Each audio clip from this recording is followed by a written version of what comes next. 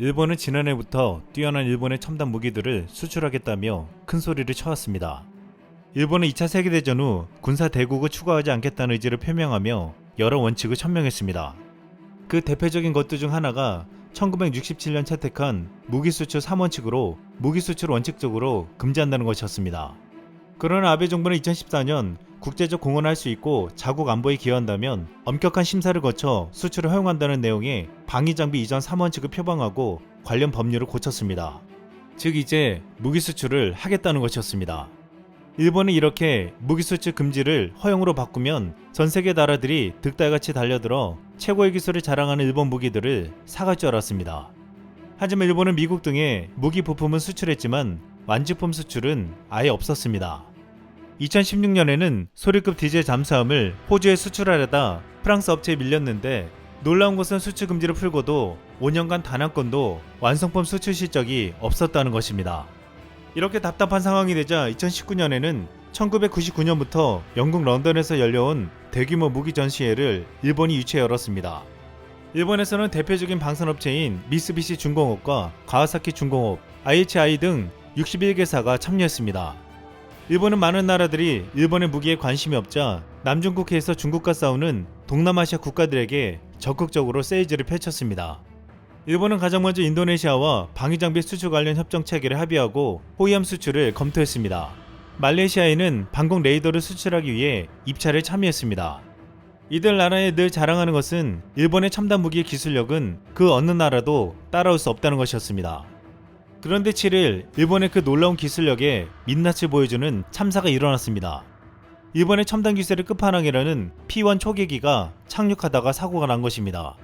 이번 사고기는 가와사키 중공업이 기후공장에서 제작해 해상자위대에 납품할 예정인 P1 초계기로 인도전 점검을 위한 첫 확인 비행을 하고 착륙하던 중이었습니다. P1 초계기는 그동안 미군이 운용하는 P8 포세이돈에 필적하는 성능을 가진 최첨단기라고 자랑했고 해외 무기 수출을 추진하는 일본의 자랑이자 야심작이었습니다. 그런데 일본 무기의 자존심이라 불리우는 초계기가 어이없게 꼬꾸라진 것입니다. 지난 7일 NHK는 일본의 P1 대잠 초계기가 항공자위대 기지에 착륙하던 중 활주로를 이탈하는 사고가 났다고 긴급 보도했습니다. 일본 방위장비청에 따르면 이날 오후 4시께 기후현 가카미카 하라시에 있는 항공자위대 기지에서 사고기는 착륙 중 활주로를 이탈해 옆 잔디 위에 멈춰 섰다고 했습니다.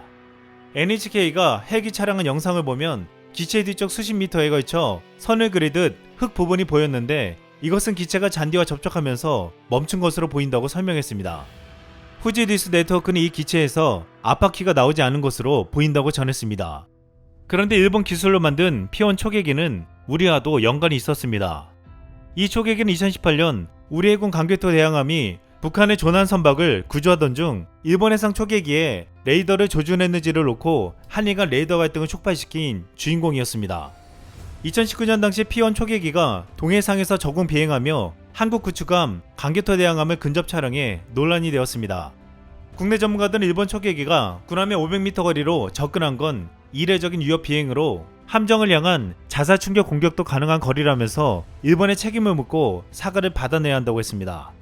하지만 일본은 오히려 광개토 대항함이 일본 측 초계기에 화기관제 레이더를 겨냥해 쏘았다며 한국 측 사과를 요구했습니다.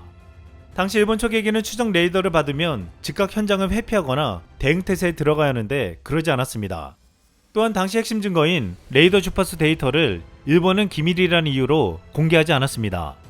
이 때문에 일본 정부가 한일 갈등을 국내 정치적으로 이용하기 위해 도발했다는 의심이 제기되었습니다. 이번 사건으로 앞으로 방산 수출을 추진하고 있는 일본의 신뢰는 땅으로 떨어졌다는 말이 나오고 있습니다.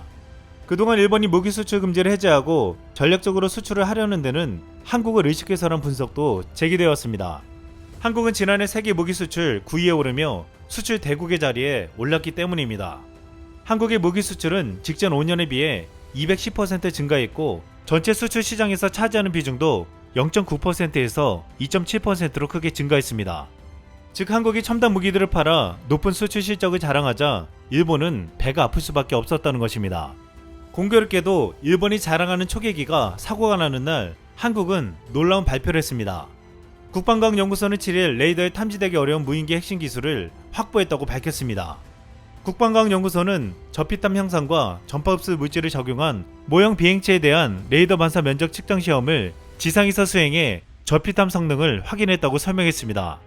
이것은 적의 레이더에 탐지되기 어려운 스텔스 무인 항공기를 만들 수 있는 기술로 2016년부터 올해까지 5년간 핵심 기술의 연관 끝에 확보했다고 전한 것입니다. 또한 지난 7일 한국은 국산 SLBM의 잠수함 탑재 수중 시험 발사에 성공했다고 알려졌습니다. 이번 시험 발사 성공으로 SLBM 개발이 사실상 완료돼 한국은 미국, 러시아, 영국, 프랑스, 인도, 중국, 북한에 이어 사실상 세계 8번째 SLBM 보유국이 되었습니다. 미국 블룸버그 통신은 왕이 중국 외교부장의 다음 주 방한 소식을 함께 전하면서 이번 한국의 SLBM 시험 발사는 중국의 주요 도시를 한국의 미사일 사거리에 들게 하며 한국의 북한 타격 능력도 강화한다고 분석했습니다. 이렇게 SLBM은 북한뿐만 아니라 중국의 주요 도시도 겨냥할 수 있다고 분석되었는데, 이 때문에 시험 발사를 앞두고 서해흑산 앞바다 동경 124도 부근에 중국 정보함이 출몰한 사실이 알려지기도 했습니다. 익명을 요구한 정부 관계자는 중국은 시험 발사를 앞둔 며칠 전부터 정보함을 배치했다며 SLBM 동향을 감시하며 정보 수집에 나선 것으로 보인다고 말했습니다. 한국은 이번에 SLBM을 통해서 미국에게 강력한 동맹이 되었다는 말을 들으며 이제 중국과 북한의 위협에도 대응할 수 있는 힘을 가지게 되었다고 평가받고 있습니다. 또한 최근 CNN은 한국의 새로운 항공모함이 영국의 엘리자베스함처럼 보일 수 있다고 보도했습니다.